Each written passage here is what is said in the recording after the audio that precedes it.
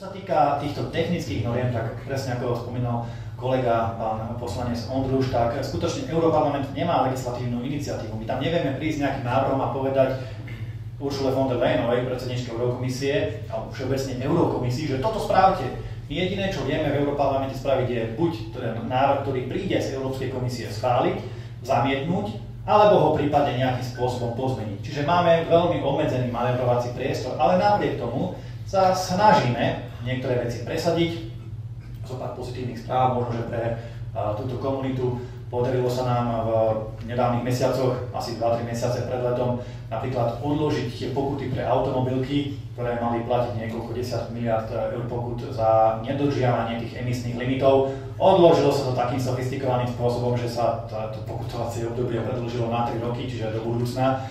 To preto, lebo lídri Európskej únie nechceli priznať, že by boli tie pokuty likvidačné a to rozhodnutie bolo mylné, tak spravili takýto politický kompromis.